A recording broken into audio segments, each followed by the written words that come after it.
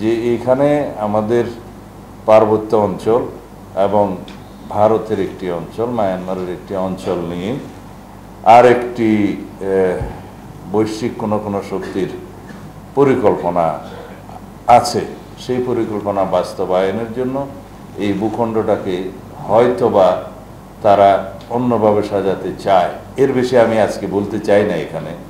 সেই জন্য আমাদেরকে সজাগ থাকতে হবে যাতে জাতীয় এবং আন্তর্জাতিক যে কোনো এরকম পরিকল্পনা যাতে আমাদের ভূখণ্ডকে নিয়ে সফল হতে না পারে, সেই জন্য আমাদের দেশের সশস্ত্র বাহিনী, নিরাপত্তা বাহিনী, বুদ্ধিজীবী মহল যারা এই বিষয়ে গবেষণা করেন এবং এই বিষয়ে যারা চর্চা করেন এবং এই লাইনে যারা সাংবাদিকতা করেন, সবাইকে সমন্বিতভাবে প্রচেষ্টা রাখতে হবে যাতে আমাদের স্বাধীনতা, সার্বভৌমত্ব এবং ভৌগোলিক অখণ্ডতা আমরা বজায় রাখতে পারি এবং বাংলাদেশের এই সীমানার মধ্যে সবাইকে নিয়ে আমরা সিটিজেন হিসাবে একসাথে থাকতে পারি। আমাদের সবারই পরিচয় হবে আমরা বাংলাদেশি, আমরা আমাদের ন্যাশনালিটি বাংলাদেশি এবং আমরা সিটিজেন হিসেবে সবাইকে আমরা পরিচয় দেই এবং পরিচয় যেন আমরা নিতে পারি এবং এটাকে যেন ধারণ করি। একমাত্র সেটাই হবে আমাদের মূল ভিত্তি, আমাদের ঐক্যই হবে আমাদের ন্যাশনকে এগিয়ে নিয়ে যাওয়ার জন্য মূল শক্তি। এবং বর্তমানে যেই কথাগুলো আমরা বারবার বলি যে বাংলাদেশের ফ্যাসিবাদ বিরোধী জাতীয় ঐক্যটাকে আমরা শক্তিতে পরিণত করে এগিয়ে যেতে হবে। বিকজ পতিত ফ্যাসিস্ট শক্তিটা বাংলাদেশের জন্য, আমি জেনারেল সাহেবদেরকে বলি আপনারা মনোযোগ দিবেন, সেই ফ্যাসিস্ট শক্তি বাংলাদেশের জন্য ন্যাশনাল সিকিউরিটি থ্রেট। তারা বাংলাদেশের কোনো রাজনৈতিক দল ছিল না, তারা বাংলাদেশে কোনোদিন বাংলাদেশিদের জন্য রাজনীতি করেনি। তাদের গোড়া আর এক জায়গায়, তারা মরিয়া প্রমাণ করিল তাহাদের গোড়া কোন জায়গায়। ধন্যবাদ সবাইকে।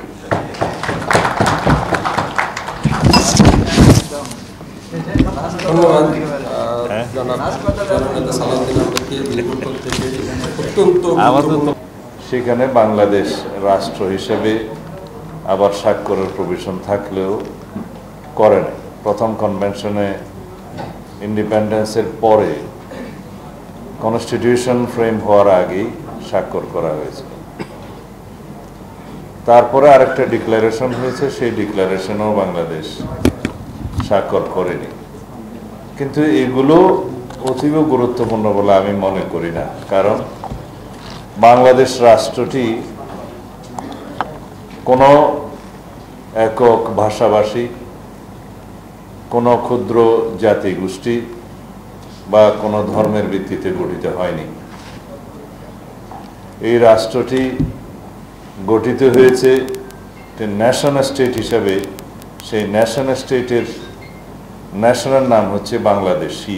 জাতীয়তাবাদের ভিত্তিতে আমরা সবাই বাংলাদেশি। আমাদের সিটিজেন হিসেবে কনস্টিটিউশন আমাদের পরিচয় হচ্ছে আমরা সবাই বাংলাদেশি। বাংলাদেশ একটি বহুভাষী, বহু সংস্কৃতি, বহু ধর্ম এবং বহু জাতি গোষ্ঠীর সমন্বয়ে গঠিত একটি দেশ।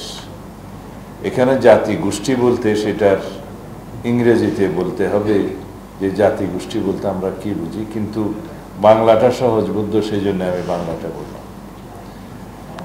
পৃথিবীর প্রায় সকল দেশেই কোনো একটি নির্দিষ্ট ধর্মাবলম্বী লোক বসবাস করে না, কম বেশি বিভিন্ন ধর্মাবলম্বী লোক বসবাস করে এবং বিভিন্ন ভাষাভাষীর লোক বসবাস করে। আমাদের পার্শ্ববর্তী দেশে 36টি প্রধানতম ভাষা আছে, যে ভাষাগুলো তারা অঙ্গরাজ্যে ফার্স্ট ল্যাঙ্গুয়েজ হিসেবে ব্যবহার করে। তাদের স্কুলের পাঠ্য বইয়ের ফার্স্ট ল্যাঙ্গুয়েজ হিসেবে সেটা ব্যবহৃত হয়। সেকেন্ড ল্যাঙ্গুয়েজ হিসেবে আমি সেই দেশের প্রায় সব স্টেটগুলোতে যতটুকু জানি ইংলিশটা খুব বেশি প্রচলিত। অনেক অঙ্গরাজ্যের আদালত এবং অফিসের ফার্স্ট ল্যাঙ্গুয়েজ হিসেবে ব্যবহৃত হয় ইংলিশ, এবং তারা যেটা ন্যাশনাল ল্যাঙ্গুয়েজ হিসেবে এস্টাবলিশ করতে চেয়েছিল, সেটা এখনো সেই দেশে এস্টাবলিশড হয়নি। সেটা এই জন্যে আমি রেফারেন্স হিসেবে দিলাম যে ভাষা কোনো নেশনকে গঠিত করে না, কোনো একক কালচার কোনো নেশনকে গঠিত করে না, কোনো একক ধর্ম কোনো নেশনকে গঠিত করে না। সেই নেশনকে ইনক্লুসিভ করতে হয় সকল ভাষাভাষীদের, সকল ধর্মাবলম্বীদের, সকল সাংস্কৃতিক জনগোষ্ঠীকে, ক্ষুদ্র জাতিগোষ্ঠীকে, এবং আরও বেশি আমাদের কনস্টিটিউশনের আর্টিকেল 23 ক অনুসারে ক্ষুদ্র নৃগোষ্ঠীকে, নৃতাত্ত্বিক জাতিগোষ্ঠীকে। এটা এই জন্যেই একজন বক্তা বলেছেন, আমি খেয়াল করেছি, এটা এই জন্যেই 15th অ্যামেন্ডমেন্টে ধারণ করা হয়েছিল যাতে তাদেরকে আলাদাভাবে খুশি করা যায়। কিন্তু আর্টিকেল 23 এটা ইন্টারপ্রিটেশন প্রয়োজন বোধহয় ছিল না। যাই হোক, এটা 15th amendment as a whole challenged হয়েছে হাইকোর্টে, বাট যে ভার্ডিক্ট এসেছে তার মধ্যে মাত্র 6টি অনুচ্ছেদ ছাড়া বাকিগুলো পার্লামেন্টের উপরে ছেড়ে দিয়েছে। এনিওয়ে, সেটা এখন আবার অ্যাপিলেট ডিভিশনে আবার আপিল হয়েছে, তখন দেখা যাক আরও কী কী আর্টিকেল সেখানে অ্যাড্রেস করা হয়। তারপরেও আমি বলবো লেজিসলেটরদের লেজিসলেশনের ক্ষমতা আছে, সেটা there at liberty in the legislature. পরে কি এনাক্টমেন্ট হয় সেটা তখন দেখা যাবে। যদিও জুডিশিয়ারিতে সেটার ডিসিশন অন্যরকম হতে পারে, সেটা খুব একটা ম্যাটার করবে না, কারণ জুডিশিয়ারি ক্যানট লেজিসলেট এনি এনাক্টমেন্ট। সেই স্বাধীনতাটা হচ্ছে লেজিসলেচারের, সেখানে তখন দেখা যাবে। আমি বাংলাদেশের সকল মানুষকে সিটিজেন হিসেবে বলতে ভালোবাসি। আমরা সবাই বাংলাদেশের নাগরিক। এখানে বাংলাদেশকে একটি শক্তিশালী, ঐক্যবদ্ধ, গণতান্ত্রিক রাষ্ট্র বিনির্মাণের জন্য আমাদের সকল ক্ষুদ্র জাতিগোষ্ঠী, নৃতাত্ত্বিক জাতিগোষ্ঠী, উপজাতি এবং আধা উপজাতি, সকল জনসমষ্টিকে, সকল সত্তাকে বাংলাদেশি হতে হবে একটি ঐক্যবদ্ধ নেশন তৈরির জন্য। এবং সেই ঐক্যবদ্ধ জাতি, ঐক্যবদ্ধ সমাজ, ঐক্যবদ্ধ রাষ্ট্র বিনির্মাণের জন্যেই আমরা ৭১-এর পরে ২৪-এ আবার রক্তদান করেছি। যেহেতু আমরা বিভক্তি দেখেছি বিভিন্ন রাজনৈতিক উদ্দেশ্যে এই জাতিকে বিভক্ত করার মানসিকতা দেখেছি আমরা এখানে স্বাধীনতার পক্ষ বিপক্ষ বলে আমাদের মধ্যে বিভক্তি সৃষ্টি করা হয়েছে। স্বাধীনতার 50 বছর পরেও আমরা দেখেছি বাংলাদেশে মুক্তিযুদ্ধের চেতনা বলে যে বাণিজ্য হয়েছে, রাজনীতিকরণ হয়েছে, রাজনৈতিকভাবে বাণিজ্য হয়েছে চেতনা, এবং সে চেতনা বিক্রি করতে করতে বাংলাদেশে এত বেশি বিভক্তি সৃষ্টি করা হয়েছে। সেই জায়গা থেকে আমাদেরকে বেরিয়ে আসতে হবে, কারণ বাংলাদেশের সমস্ত মানুষ মুক্তিযুদ্ধকে ধারণ করেছে। মুক্তিযুদ্ধে সবাই সশস্ত্র সংগ্রামে না থাকলেও মানসিকভাবে সেই মুক্তিযুদ্ধের পক্ষে ছিল, এবং বাংলাদেশের সমস্ত মানুষ স্বাধীনতার পক্ষে ছিল। আমরা যারা স্বাধীনতার বিপক্ষে ছিল বলে যাদেরকে আমরা বিভক্ত করতে চাই, তাদের মধ্যেও বাংলাদেশের স্বাধীনতার পরে সেই স্বাধীনতাকে অস্বীকার করার মতো কোনো প্রকাশ্য মানসিকতা আমরা দেখিনি।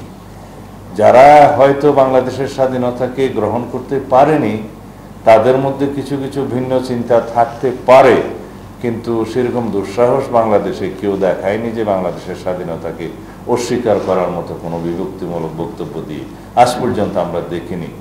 যদিও আমরা মনে করি বাংলাদেশের স্বাধীনতার পক্ষে বিপক্ষে এই বক্তব্য দিয়ে আমরা ঐক্যবদ্ধ জাতিকে বিভক্ত করা, এটা আমাদের কাম্য হতে পারে না। এটা আমরা কেউই এই ৫৪ বছর পরে স্বাধীনতার কামনা করতে পারি না।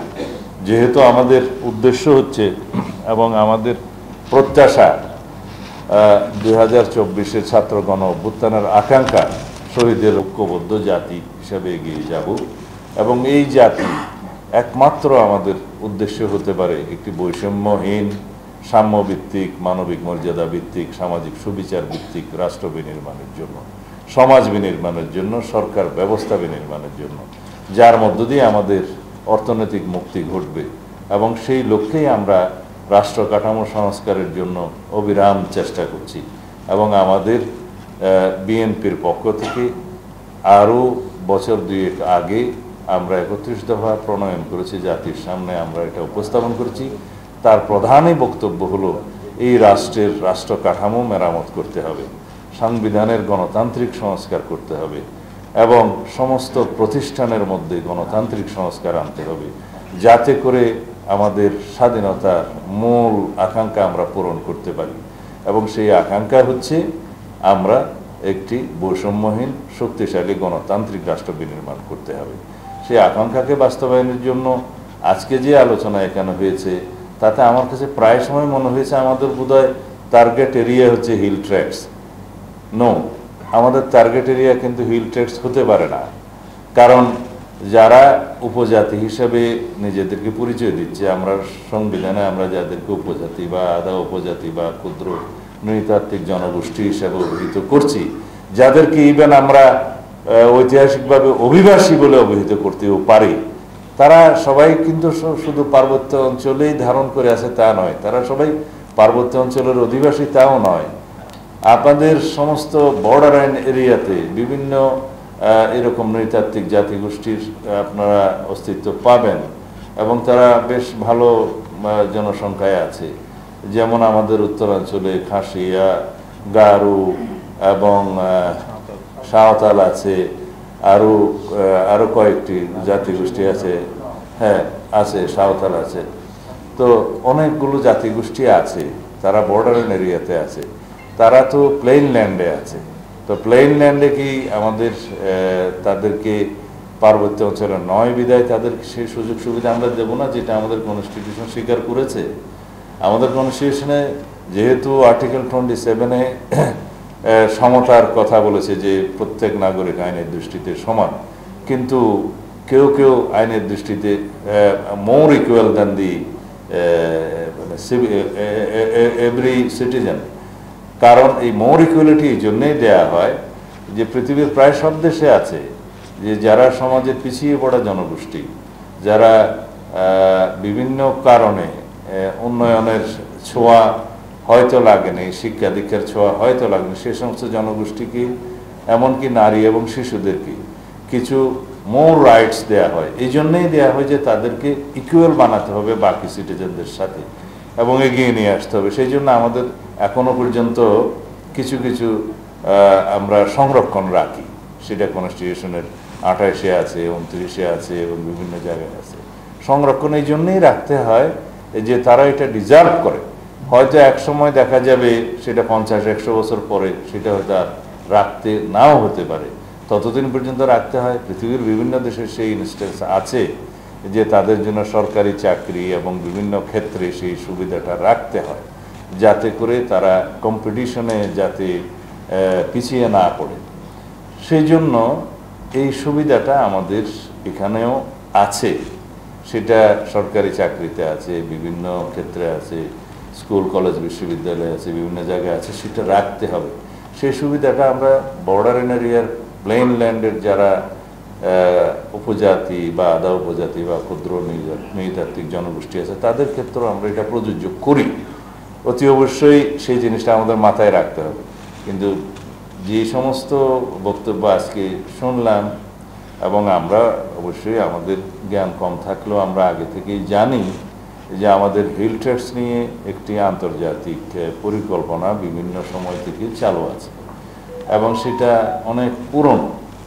সেই বিষয়ে আমাদেরকে সজাগ থাকতে হবে, এই জন্য যে আমরা সবাই যদি অখণ্ড বাংলাদেশে বিশ্বাস করি, আমরা সবাই যদি একই সংবিধানে বিশ্বাস করি, আমরা যদি বাংলাদেশের স্বাধীনতা, সার্বভৌমত্ব এবং ভৌগোলিক অখণ্ডতাকে বজায় রাখতে চাই, তাহলে সবাইকে আমাদের বাংলাদেশের সিটিজেন হিসেবে সেই অধিকারের মধ্যে কনস্টিটিউশনালি ধারণ করতে হবে এবং সেই প্রচেষ্টা নিতে হবে, এবং যাতে করে আমাদের মধ্যে জাতীয় এবং আন্তর্জাতিকভাবে কোনো রকমের কোনো ষড়যন্ত্র কার্যকর না হতে পারে, সেই জন্য সবাইকে, যারা সচেতন মহল, তাদের সবাইকে চেষ্টা চালাতে হবে। আমাদের সাম্প্রতিককালে কয়েকটি ঘটনা আমাদেরকে চিন্তিত করেছে। যেমন কুকি চীনের ঘটনা, সেটা আমাদেরকে চিন্তিত করেছে, আমাদের নিরাপত্তা বাহিনীকে আমাদের চিন্তিত করেছে। কারণ হচ্ছে যে তার পিছনেও অনেক কারণ আছে, যেটা আমরা সাদা চোখে দেখছি সেটার পিছনে অনেক পর্দার অন্তরালে কারণ আছে।